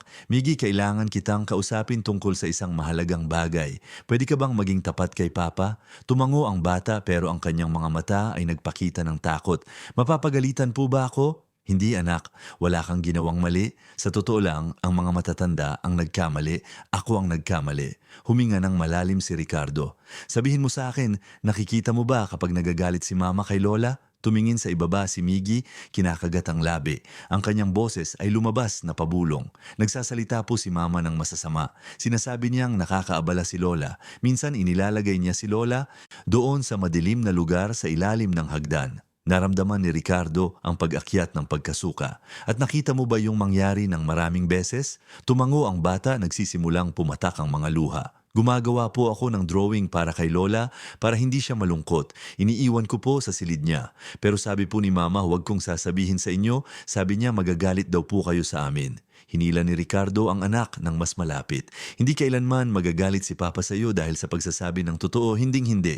At sorry, anak. Sorry dahil hindi ko napansin. Dahil hindi ko naprotektahan kayo ni Lola. Magiging maayos po ba si Lola? Tanong ni Miggy ng may piyok na boses. Oo naman, at ikaw din. Aalagaan ko kayong dalawa. Pangako. Sa sandaling yon, gumawa ng desisyon si Ricardo. Hindi mahalaga kung ano ang banta ni Clarita na ibubunyag. Hindi mahalaga kung ano ang mangyari sa kanyang kumpanya o reputasyon. Walang halaga ang lahat ng yon kumpara sa kaligtasan ng kanyang ina at ng kanyang anak. Nagtayo siya ng imperyo pero muntik na niyang mawala ang kanyang pamilya sa proseso. Oras na para ayusin ang kanyang prioridad. Bumaba siya ng hagdandala si Miggy at nakita si Maricel na tinatapos ang report. Seryosong tumingin sa kanya ang social worker. Sir Ricardo, natapos na namin ang inspeksyon. Ang report ko ay magiging malinaw tungkol sa lala ng sitwasyon. Iminumungkahi ko na gumawa kaagad ng mga hakbang para protektahan ang iyong ina at ang iyong anak. Nakapagdesisyon na po ako. Aalis si Clarita sa bahay na ito ngayong araw. Gagawa ako ng paraan para makasama ko ang nanay ko at si Miggy sa isang ligtas na lugar. At kukuha ako ng lahat ng kailangang suporta, legal man o psychological para sa aming lahat. Si Clarita, na nakikinig sa dining room, ay lumabas na parang nag-aalboroto. Hindi mo ako pwedeng palayasin sa sarili kong bahay. Hindi mo ito bahay, sabi ni Ricardo sa isang kalmado na nagtatago ng matinding galit sa loob. Nakalista ito sa pangalan ko at pagkatapos ng ginawa mo, hindi ka na mananatili kahit isang minuto pa rito. Pwede mong iimpake ang mga gamit mo o umalis ka na suot lang ang mga damit mo ngayon. Ikaw ang pumili. Binalaan kita, Ricardo. Hawak ko ang mga dokumento, kaya kitang sirain. Tiningnan siya ni Ricardo nang may ekspresyong hindi pa nakikita ni Clarita kailanman. Ito ay halo ng matinding pagkadismaya at matatag na determinasyon. Gawin mo ang gusto mo, Clarita. Ibunyag mo ang lahat ng gusto mo. Haharapin ko ang mga kahihinatnan. Pero ang nanay ko at ang anak ko ay hindi na mananatili kahit isang segundo sa ilalim ng kontrol mo. Si Mang Enteng, na nanonood sa lahat, ay naramdaman ang matinding respeto kay Ricardo sa sandaling iyon. Sa wakas ay nahanap na ng negosyante ang tunay na mahalaga. Na-realize ni Clarita na natalo na siya. Nawala ang kontrol, nawala ang laro, nawala ang lahat. Ang kanyang ekspresyon ay nagbago mula sa galit patungo sa pagiging kalkulado. Sige, alis ako pero hindi pa ito tapos. Tatawag ang abogado ko, gusto ko ang patas na hatian ng ari-arian at gusto ko ng visitation rights sa anak ko. Ang visitation rights ay pag-uusapan kasama ang mga social workers at psychologist, sabi ni Maricel na nakialam. Base sa nakita ko ngayong araw, anumang kontak sa bata ay kailangang may supervision hanggang sa matapos ang ganap na evaluation. Umakyat si Clarita sa hagdan ng pabagsak ang mga hakbang, isinasara ng malakas ang pinto ng master bedroom. Nagsimula siyang maghagis ng mga damit at personal na gamit sa mga maleta nang walang ingat. Ang kanyang isip ay gumagana na para sa susunod niyang galaw. Hindi siya susuko ng ganoon kadali. Mayroon siyang mga dokumentong magpapahamak kay Ricardo. May alam siya sa mga negosyo ng pamilya. At mayroon siyang mga kontak, mga mamahaling abogado na pwedeng magpabago sa sitwasyong iyon para sa kanya. Ngunit may isang bagay na hindi alam ni Clarita. Isang bagay na malapit ng ganap na magpabago sa laro. Kinuha ni Ricardo ang cellphone at tumawag. Kailangan kitang makausap. Urgent ito? Oo, tungkol sa mga kontratang pinag-usapan natin nung nakaraang buwan. Kailangan ko ang tulong mo. Sa kabilang linya ay si Fernando, ang kapatid ni Ricardo. Nagtatrabaho si Fernando sa kumpanya ng pamilya, nag-aayos ng financial at administrative na bahagi. Lagi siyang itinuturing na mapagkakatiwalaan, organisado ang taong binibigyan ni Ricardo ng buong tiwala para panatilihing tumatakbo ang mga negosyo habang siya ay naglalakbay. Nakinig si Fernando sa buod ng nangyari at nag-alala ang kanyang boses. Diyos ko, Ricardo, wala akong alam sa lahat ng iyan. Laging mukhang napaka-angkop ni Clarita. Yun nga, wala rin akong alam. Pero ngayon kailangan ko ang tulong mo. Nagbabanta siyang ibubunyag ang mga impormasyon tungkol sa mga questionableng kontrata. May alam ka ba tungkol doon? Nagkaroon ng katahimikan sa kabilang panig. Isang katahimikang masyadong matagal. Ricardo, ako, kailangan nating mag-usap ng personal. Ang tono ng boses ng kapatid ay nagbigay ng babala sa isip ni Ricardo. Fernando, anong sinasabi mo? Hindi sa telepono. Papunta na ako dyan ngayon. Darating ako sa loob ng 20 minuto. Nang matapos ang tawag, naiwan si Ricardo na may kakaibang pakiramdam sa kanyang sikmura. May isang bagay sa boses ni Fernando na hindi niya matukoy. Isang bagay na parang tunog ng kasalanan. Tinapos na ni Maricel at Karina ang report at naghanda ng umalis. Sir Ricardo, makakatanggap kayo ng opisyal na kopya ng aming report sa loob ng 48 oras. Iminumungkahi ko na kumuha kayo ng legal na payo para sa mga susunod na hakbang. At pakiusap, balitaan nyo kami tungkol sa kinaroroonan ni Lola Teresita para sa follow-up. Gagawin ko po. Salamat po sa trabaho nyo. Matapos umalis ang mga social workers, ang mansyon ay naiwan sa isang mabigat na katahimikan. Nakatulog na si Miggy sa sofa, pagod na pagod sa emosyon. Tumawag si Luz mula sa ospital na nagsasabing stable na si Teresita at nagpapahinga. Nagboluntaryo si Mang Enteng na manatili hanggang sa makaalis ng tuluyan si Clarita sa bahay, tinitiyak na walang masisira o mananakaw ng hindi tama. Bumaba si Clarita, dala ang 3 maleta at may ekspresyon ng ganap na lamig. Hindi siya tumingin kay Ricardo, hindi nagpaalam sa anak na natutulog, naglakad lang siya patungo sa pinto. Pero bago lumabas, lumingon siya sa huling pagkakataon. Pagsisihan mo ito, Ricardo. Makikita mo kung gaano mo ito pagsisihan. Sumara ang pinto sa likod niya. At sa unang pagkakataon sa loob ng maraming taon, ang mansyon ng mga De La Cruz ay nakahinga ng maluwag. Pero ang bagyo ay malayo pa sa pagtapos dahil hindi pa alam ni Ricardo ang buong katotohanan. Hindi pa niya alam na ang pagtataksil ay nagmula sa mas malapit pa kaysa sa inaakala niya. At ang mga susunod na araw ay magdadala ng mga revelasyon na yayanig sa lahat ng iniisip niyang alam niya tungkol sa sarili niyang pamilya. Ang sumunod na araw ay nag-umaga na may kulay abong langit sa Maynila. May mga mabibigat na ulap na nagbabanta ng ulan sa anumang sandali. Halos hindi nakatulog si Ricardo. Ginugol niya ang buong gabi sa pag-iisip tungkol sa misteryosong tawag na iyon. Sinusubukang tukuyin ang boses, iniisip kung anong mga lihim pa ang maaaring nakatago. Hindi pa ba sapat na nalaman niyang pinahirapan ng kanyang asawa ang kanyang ina ng maraming taon? Ano pa ang maaaring mayroon? 11:30 ng umaga, ipinarada ni Ricardo ang kanyang sasakyan malapit sa Cafe Manila, isang tradisyonal na kainan sa gitna ng lungsod na ilang dekada na ring nakatayo. Ang lugar ay abala gaya ng dati, puno ng mga ehekutibo na nag-aalmusal, mga estudyante na may mga laptop at mga turistang humahanga sa klasikong arkitektura ng lugar. Pumasok si Ricardo at naghanap ng taong tila naghihintay. Hindi nagtagal at nakilala niya ito. Nakaupo sa isang mesa sa dulo, nakasuot ng madilim na suit at sunglasses kahit nasa loob ng gusali, ay isang lalaki na agad na kinilala ni Ricardo. Mabilis na tumibay ang kanyang puso. Iyon ay si Eduardo, ang kanyang bunsong kapatid. Si Eduardo ay 37 taong gulang, 5 taon ang bata kay Ricardo. Noon pa man ay siya na ang anak na mas malayo ang loob, ang pumili na magkaroon ng karera sa corporate law sa halip na pumasok sa negosyo ng pamilya. Buo ang tiwala ni Ricardo sa kanya, si Eduardo ang nag-aayos ng lahat ng legal na aspeto ng kumpanya. May kapangyarihan siyang kumilos sa pangalan ni Ricardo at alam ang bawat detalye ng pananalapi ng imperyong itinayo nila ng magkasama. O iyon ang iniisip ni Ricardo. Eduardo, sabi ni Ricardo habang lumalapit sa mesa, ang boses ay tensyonado. Ikaw ba ang tumawag? Maupo ka, kuya. Kailangan nating mag-usap. Ang boses ni Eduardo ay iba, may lamig doon na hindi pa napapansin ni Ricardo kailanman. Naupo si Ricardo, matigas ang mga kalamnan. Tungkol saan ba ang lahat ng ito? Anong mga lihim ang sinasabi mo? Inalis ni Eduardo ang sunglasses, ipinapakita ang mga matang pagod ngunit kalkulado. Bago ang lahat, gusto kong malaman mo na wala akong pagsisisi sa ginawa ko. Lahat ay pinag-isipan, pinlano at isinagawa ng maayos. Ang tanging bagay na hindi ko inaasahan ay ang kawalan ng kakayahan ni Clarita na panatilihing sikreto ang mga bagay-bagay. Naramdaman ni Ricardo ang panlalamig ng kanyang dugo. Anong sinasabi mo? Umorder muna si Eduardo ng kape bago nagpatuloy.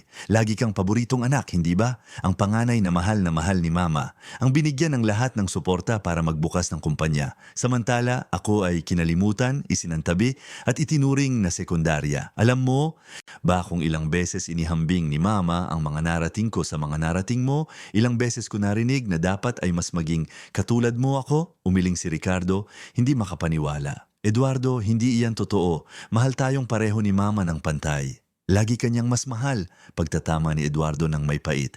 Pero hindi na iyon mahalaga ngayon. Ang mahalaga ay na-realize ko ilang taon na ang nakalilipas na kung gusto ko ang nararapat para sa akin, kailangan ko itong kunin.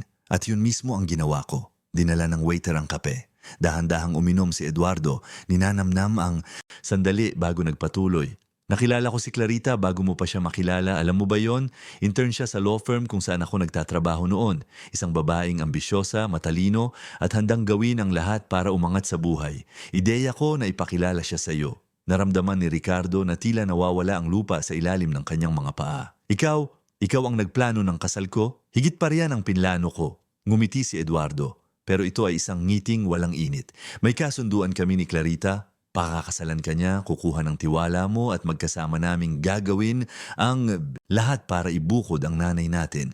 Kita mo, Ricardo, hanggat buhay si mama at nasa matinong isip, may karapatan siya sa bahagi ng yaman ng pamilya. Ang bahay na tinitirhan nyo, halimbawa, ay nakapangalan pa rin sa kanya ang bahagi nito. May mga investments, shares, properties, lahat ng naipon niya sa loob ng maraming taon. At gusto niyo iyong kunin sa kanya, bulong ni Ricardo, ang boses ay paos sa sindak. Gusto namin ang nararapat sa amin, sagot ni Eduardo ng malamig. Simple lang ang plano. Kukumbinsihin ka ni Clarita na nawawala na sa sarili si Mama. Mga sandali ng pagkalito, pagkalimot, kakaibang kilos. Unti-unti, sasangayon ka na kumuha ng espesyal na tulong. Sa huli, isang legal na interdiction. Kapag idineklarang walang kakayahan si Mama, ako ang papalit bilang legal guardian dahil may procuration ako at abogado ako at doon lahat ng yaman ay unti-unting ililipat sa amin. Mga halimaw kayo, sabi ni Ricardo, nanginginig ang mga kamay sa galit. Sarili nating ina, sarili mong ina. Nagkibit balikat si Eduardo. Business is business, pero nagsimulang maging pabaya si Clarita. Ang mga pagpapahiya, ang isolation, ayos lang iyon. Bahagi iyon ng plano. Pero ang ikulong si Mama sa cabinet, sobra na iyon. Naging emotional, naging personal. At masyadong nakakuha ng atensyon. Nang malaman kong natuklasan mo ang lahat, na-realize ko na kailangan ko nang lumayo kay Clarita bago niya ako isama sa pagbagsak niya. Kaya ka tumawag, na-realize ni Ricardo, para iligtas ang sarili mo, para isisi ang lahat sa kanya. Eksakto, tinapos ni Eduardo ang kape. Testigo ako laban kay Clarita. Sasabihin kong kumilos siya ng mag-isa na wala akong alam. May mga dokumento ako na magpapatunay ng bersyon ko. Mga email kung saan kunwari ay kinu-question ko ang pagtrato niya kay Mama. Mga record ng usapan kung saan nagpapakita ako ng pag-aalala. Biglang tumayo si Ricardo na itumba ang upuan. Hindi ka makakaligtas dito? Nanatiling nakaupo si Eduardo kalmado. Wala kang ebidensya laban sa akin, Ricardo. Lahat ay ginawa sa pamamagitan ni Clarita. Siya ang pumirma ng mga dokumento, siya ang nag-aalaga kay Mama, siya ang gumawa ng mga desisyon. Ako ay isa lamang abogado ng pamilya na, sa kasamaang palad, ay nalinlang ng manugang na manipulator. May nakalimutan ka? Sabi ng isang boses sa likod nila.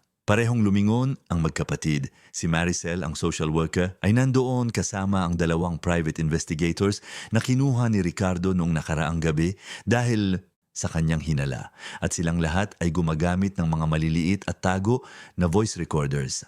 Ang bawat salita ng usapang ito ay na-record, sabi ni Maricel ng may kasiyahan, at ibibigay ito sa mga autoridad ngayong araw din. Namutla ang mukha ni Eduardo. Illegal yan, recording ng walang pahintulot. Sa totoo lang, imporma ng isa sa mga investigators, kinuha kami ni Sir Ricardo para imbestigahan ang mga posibleng financial irregularities at family misconduct. May legal kaming autorisasyon na magdokumento ng ebidensya at kakapagtapat mo lang ng partisipasyon sa isang scheme ng manipulasyon at pagtatangkang pagkuha ng yaman sa pamamagitan ng pandaraya. Sinubukan ni Eduardo na tumayo, ngunit hinarangan ng ikalawang investigator ang kanyang daan. Tiningnan ni Ricardo ang kapatid ng may halo ng lungkot at pagkasuklam. Nagtiwala ako sa iyo, binigyan kita ng access sa lahat at ginamit mo yon para sirain ang nanay natin. Hindi sumagot si Eduardo. Ang kanyang maskara ng kumpiyansa ay sa wakas ay nahulog na. Nagpapakita lamang ng kaba at desperasyon. Inilabas ng mga investigators si Eduardo mula sa kafe. Nanatili si Maricel kay Ricardo ng sandali. Sir Ricardo, alam kong napakasakit nito. Ang malaman na ang asawa mo at ang kapatid mo ay nagsabwatan laban sa nanay mo. Naupo muli si Ricardo, inilalagay ang ulo sa kanyang mga kamay. Nabigo ako sa kanya sa lahat ng paraan. Hindi ko nakita ang mga banta na nasa harap ko lang pala. Pero nakikita mo na ngayon, sabi ni Maricel ng banayad, at ginagawa mo ang tama. Iyon ang mahalaga. Sa mga sumunod na linggo, ang buong katotohanan ay lumabas. Nakakita ang mga investigators ng mahabang bakas ng mga minanipulang dokumento, mga kahina-hinalang financial transfers, at mga komunikasyon sa pagitan ni Eduardo at Clarita na nagpapatunay ng sabwatan. Unti-unting ninakaw ni Eduardo ang mga pondo ng kumpanya, gumagawa ng isang komplikadong network ng mga ghost accounts at hidden investments. Ang huling layunin ay ideklarang walang kakayahan si Teresita. Kunin ang guardianship at pagkatapos ay dahan-dahang ubusin ang lahat ng yaman na nakapangalan pa sa kanya. Si Clarita, nang makaharap ang mga ebidensya at na-realize na trinaydor siya ni Eduardo sa pamamagitan ng pag-amin at pagtatangkang isisi ang lahat sa kanya, ay tuluyan ng bumigay. Ibinigay niya sa mga investigators ang lahat ng detalye ng plano, kasama na ang mga recordings ng usapan nila ni Eduardo kung saan hayagan nilang pinag-uusapan ang mga balak nila. Ito ang kanyang ganti sa lalaking sumubok na gamitin siya bilang scapegoat. Mabilis na umusad ang legal na sitwasyon, tinanggal si Eduardo sa lahat ng kanyang posisyon sa kumpanya at hinarap ang mga kaso ng estafa, falsification of documents at conspiracy. Si Clarita, kahit nakipagtulungan sa investigasyon, ay hinarap pa rin ang mabibigat na kahihinatnan ng kanyang mga aksyon laban kay Teresita. Pareho silang magkakaroon ng mahabang laban sa korte. Ngunit para kay Ricardo, ang pinakamahalaga ay ang kanyang ina. Nakalabas na si Teresita sa ospital makalipas ang 1 linggo. Ganap na binago ni Ricardo ang silid nito sa mansyon. Ang mga dingding ay pininturahan ng mainit na kulay ng beige at light yellow, mga bagong kurtina na nagpapasok ng liwanag ng araw at mga litrato ng pamilya na naka-frame sa paligid. Ibinulak niyang muli ang lahat ng mga personal na gamit na itinago ni Clarita sa loob ng maraming taon, ang bawat mahalagang alaala na iniingatan ni Teresita mula sa nakaraan. Ang silid nito ngayon ay may buhay, may kulay, may pag-ibig. Sumailalim din si Miggy sa mga pagbabago. Dinadala siya ni Ricardo linggo-linggo sa therapy sessions para sa mga bata kung saan dahan-dahan niyang pinoproseso ang lahat ng kanyang nasaksihan. Ang mga malungkot na drawing ay unti-unting napalitan ng mga larawang mas masaya, mga bulaklak, araw at ang pamilyang magkakasama at nakangiti. Isang hapon, 3 buwan matapos ang mga kaganapan noong Paskong iyon, nakaupo si Teresita sa hardin ng mansyon. Kumuha si Ricardo ng isang landscaper para buhayin ang lugar at ngayon ay may mga rosas na namumukadkad, isang maliit na pond na may mga koi at mga bangkong kahoy sa ilalim ng lilim ng mga puno ng mangga. Nagdala si Luz ng iced tea at cookies. Mula nang ganap na hawakan ni Ricardo ang pamamahala sa bahay, nagtatrabaho na siya sa ilalim ng ganap na magkaibang kondisyon. May disenteng sweldo, iginagalang na mga day off at higit sa lahat isang kapaligiran ng respeto at kabaitan. Lola Teresita, narito na po ang paborito niyong cookies, sabi ni Luz na may tunay ng ngiti. Salamat iha, maupo ka muna rito sa tabi ko. Naupo si Luz sa bangko sa tabi ni Teresita. Ang dalawang babae ay nakabuo ng isang malalim na ugnayan sa pamamagitan ng pinagdaanang trauma at unti-unting paggaling. Minsan hindi pa rin ako makapaniwala na nagbago ang lahat ng ganito, pag-amin ni Teresita. Nagigising ako sa umaga at inaasahan ko pa ring makita ang mga puti at malamig na dingding na iyon. Inaasahan ko pa ring marinig ang boses niya na nagsasabing, pabigat ako. Hinawakan ni Luz ang kanyang kamay. Pero kapag nagising na po kayo ng totoo, nakikita niyo pong ligtas na kayo, na minamahal kayo, na may halaga kayo. Ngumiti si Teresita pero may mga luha sa kanyang mga mata. Alam mo ba kung ano ang pinakamasakit sa akin? Hindi ang cabinet, hindi ang mga malupit na salita, kundi ang pakiramdam na ang sarili kong anak ay hindi ako nakikita, na naging invisible ako para sa taong pinakamahal ko sa mundong ito. Nakikita na niya kayo ngayon, sabi ni Luz, at hinding-hindi na siya hihinto sa pagtingin sa inyo. Tila tinawag ng mga salita, lumitaw si Ricardo sa hardin, hawak si Miggy sa kamay. Tumakbo ang bata patungo sa kanyang lola at tumalon sa kandungan nito. Lola, tingnan niyo po ang drawing ko sa school. Isa itong makulay na drawing ng isang bahay na may 3 tao sa harap. Itinuro niya ang bawat figura. Ito po si Papa, ito po si Lola at ito po ako. Masaya po kaming pamilya. Niyakap ni Teresita ang apo, hinahayaan ang mga luha na sa wakas ay pumatak. Oo anak, masaya tayong pamilya. Naupo si Ricardo sa damuhan sa paanan ng kanyang ina. Lumayo na muna siya sa negosyo, nagbibigay ng mas maraming responsibilidad sa iba at binibigyang prioridad ang kalidad na oras kasama ang pamilya. Narealize niya na ang imperyong itinayo niya ay walang kwento kung ang kapalit nito ay ang kaligayahan ng mga taong mahal niya. Nay, simula niya matapos ang isang sandali. Gusto kong malaman mo na gugugulin ko ang natitirang bahagi ng buhay ko para bumawi sa panahong nasayang ko, sa mga sandaling wala ako rito, sa mga oras na pinili ko ang trabaho kaysa sa iyo. Inilagay ni Teresita ang kamay sa buhok ng anak, hinahaplos ito gaya ng ginagawa niya noong bata pa ito. Anak, naibigay mo na sa akin ang pinakamalaking regalo, nakita mo ako matapos ang mahabang panahon na naging invisible ako, sa wakas ay nakita mo ako. At kumilos ka, yun lang ang tanging mahihiling ng isang ina. Hindi pa sapat iyon, giit ni Ricardo, pero ito ay isang simula. Noong gabing iyon, sa unang pagkakataon sa loob ng maraming taon, magkakasamang naghapunan ang pamilya sa malaking mesa sa dining room. Wala, ng hiwalay na pagkain sa malamig na silid. Wala nang tensyonadong katahimikan. May kwentuhan, tawa, nagkukwento si Miggy tungkol sa school, nagbabahagi si Teresita ng mga alaala ng nakaraan at nagpaplano si Ricardo ng biyahe sa beach sa susunod na bakasyon. Isinisilbi ni Luz ang pagkain pero ipinilit ni Ricardo na maupo rin ito sa mesa. Bahagi ka ng pamilyang ito, sabi niya, at sa bahay na ito, ang pamilya ay sabay-sabay kumakain. Habang nagde-dessert, may ibinalita si Teresita. Nagsimula na akong magsulat muli. Hindi lang tungkol sa sakit kundi mga kwento, magagandang alaala. Gusto kong malaman ni Miggy kung saan siya nanggaling, ang lakas na mayroon sa ating pamilya. Gusto kong lumaki siyang alam na kahit sa mga pinakamadilim na sandali, laging may pag-asa para sa liwanag. Ngumiti si Ricardo, proud. Ipapublish ko po iyan para sa inyo, gagawin nating libro ang mga salita nyo. Pumalakpak si Miggy ng may tuwa. Babasahin ko po lahat ng kwento ni Lola. Makalipas ang ilang linggo, dumating ang araw ng preliminary trial ni na Clarita at Eduardo. Hindi pumunta si Ricardo. Nagpasya siyang ang pagbibigay ng atensyon sa kanila ay pagbibigay ng kapangyarihang hindi na nila nararapat makuha. Sa halip, ginugol niya ang araw kasama si Teresita sa pagbisita sa isang art museum na matagal na nitong gustong makita pero hindi nagkaroon ng pagkakataon. Naglakad sila sa mga gallery, humahanga sa mga painting ng mga Pilipinong masters, mga eskultura na nagkukwento ng katatagan at tagumpay. Sa isang sandali, huminto sila sa harap ng isang canvas na nagpapakita ng isang matandang babae na napapalibutan ng ginintuang liwanag, may payapang ngiti sa mukha.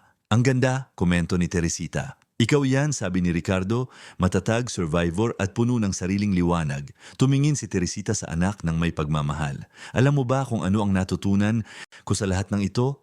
Na ang katahimikan ay maaring maging isang kulungan o isang sandata. Nanahimik ako sa sakit ko dahil akala ko ay pinoprotektahan kita. Pero ang katahimikan ay nagbigay lang ng lakas sa masama. Ngayon, natuto na akong magsalita, ang umiral ng malakas, ang kumuha ng espasyo nang hindi humihingi ng paumanhin. At natuto akong makinig, sagot ni Ricardo. Talagang makinig, hindi lang maghintay ng pagkakataon kong magsalita, kundi ang maging naroon, nakatuon at handa. Lumabas sila ng museum na magkahawak ang kamay gaya ng ginagawa nila nung bata pa si Ricardo. Ang araw ng hapon ay bumabalot sa Maynila sa kulay orange at ginto. Ang lungsod ay nagpapatuloy sa mabilis nitong takbo pero para sa kanila, ang sandaling iyon ay ganap na kapayapaan. Ang mga buwan ay naging isang taon. Ibinenta na ang mansyon sa Forbes Park. Bumili si Ricardo ng isang mas maliit na bahay, mas komportable, sa isang subdivision na maraming puno kung saan pwedeng maglaro si Miggy, sa bakuran at may hardin si Teresita na aalagaan. Hindi nila kailangan ng karangyaan. Ang kailangan nila ay tahanan. Si Eduardo ay tumanggap din ng settlement sa huli. Nawala ang lahat ng kanyang karapatan sa kumpanya ng pamilya, kailangang ibalik ang bawat sentimong ninakaw at hinarap ang mga propesyonal na kahihinatnan na nagtapos sa kanyang karera sa batas. Si Clarita, na walang pera at walang kakampi, ay hinarap ang mas mabibigat na hakbang. Pareho silang naging halimbawa kung paanong ang kasakiman at kalupitan ay sumisira hindi lamang sa mga biktima, kundi pati na rin sa mga gumagawa nito. Namukadkad si Teresita. Bumalik siya sa pagpipinta, isang bagay na iniwan niya ilang dekada na ang nakalilipas. Sumali siya sa isang reading group kasama ang iba pang mga lola sa subdivision. Nakabuo siya ng mga tunay na kaibigan, tumatawa ng totoo, at namumuhay ng ganap. Ang mga marka ng trauma ay hinding-hindi ganap na mawawala, pero hindi na nito tinutukoy kung sino siya. Lumaki si Miggy na napapalibutan ng pag-ibig at mga halimbawa kung paano harapin ang mga pagsubok ng may dignidad. Natutunan niya ng maaga na ang pamilya ay hindi lamang dugo, kundi araw-araw na pagpili na maging naroon, mag-alaga at magpahalaga. At si Ricardo, ang negosyante na muntik nang mawala ang lahat ng tunay na mahalaga dahil sa pagiging bulag sa mga tamang bagay, ay nagbago. Nagpatuloy siyang maging matagumpay sa negosyo pero ngayon ay sinusukat niya ang tagumpay sa ibang paraan, hindi sa mga numero o nakamit, kundi sa mga hapunan na pinagsasaluhan, mga tawang tapat, at sa katiyakan na ang mga taong mahal niya ay alam na alam kung gaano sila kaminahal. Sa isang gabi ng Pasko, eksaktong isang taon matapos ang kakilakilabot na Noche Buena na iyon, muling nagtipon ang pamilya. Pero sa pagkakataong ito ay isang tunay na pagdiriwang. Ang puno ay nagniningning sa sulok ng sala, ang mga regalo ay nakatambak sa ilalim malalim at ang bango ng hamon at keso de bola ay pumupuno sa buong bahay. Nakaupo si Teresita sa pangunahing upuan, si Miggy ay nasa kanyang kandungan habang si Ricardo ay nagsasalin ng alak at juice. Inimbitahan din si Luz na isama ang sarili niyang mga anak na nakikipaglaro kay Miggy na tila sila ay magpipinsan. Nang tumama ang orasan sa hating gabi, nagyakap sila at sa yakap na yon ay nandoon ang lahat ng mahalaga. Pagpapatawad bagong simula, wagas na pag-ibig at ang tahimik na pangako na hinding-hindi na nila hahayaang magtago muli ang masama sa likod ng mga pekeng ngiti at maginhawang katahimikan. Tumingin si Teresita sa paligid sa mga taong nagtitipon sa kanyang bagong bahay at naramdaman ang matinding pasasalamat. Nalampasan niya ang kadiliman, nahanap niya muli ang liwanag at higit sa lahat nabawi niya ang kanyang boses, ang kanyang dignidad at ang kanyang lugar sa mundo. Ang Pasko na dati ay kasing kahulugan ng sakit at kalungkutan, ngayon ay kumakatawan na sa muling pagsilang. At habang lumalalim ang gabi sa gitna ng mga awitin, kwento at tawa, alam ng lahat na iyon ay simula pa lamang ng maraming pagdiriwang na darating. Dahil sa wakas, matapos ang matinding pagdurusa, nahanap na nila ang daan pabalik sa isa't isa. At sa pagkakataong ito, hindi na nila hahayaan na may anuman o sinuman ang muling maghihiwalay sa kanila. Wakas ang kwento, mga minamahal naming tagapakinig, inaasahan namin na ang kwento ni Teresita at Ricardo ay tumagos ng malalim sa inyong mga puso. Kung naantig kayo sa paglalakbay na ito ng sakit, revelasyon at bagong simula, i-like ang video na ito, mag-subscribe sa aming channel at sabihin sa amin sa comments kung anong bahagi ang pinakatumatak sa inyo. Araw-araw naghahatid kami ng mga kwentong kasing tindi nito na naglalantad sa pinakamalalim na bahagi ng kaluluwa ng tao, ang mga hamon ng ugnayan sa pamilya at ang lakas na kailangan para putulin ang mga siklo ng pagdurusa. Ang inyong pakikilahok ay mahalaga para patuloy kaming makapagbahagi ng mga naratibong ito na nagpapanilay sa atin tungkol sa ating sariling mga relasyon at desisyon. Hihintayin namin kayo sa susunod na episode para sa isa pang kwentong gigising sa inyong mga emosyon at magpapaisip sa inyo tungkol sa tunay na kahulugan ng pamilya, pag-ibig at pagpapatawad.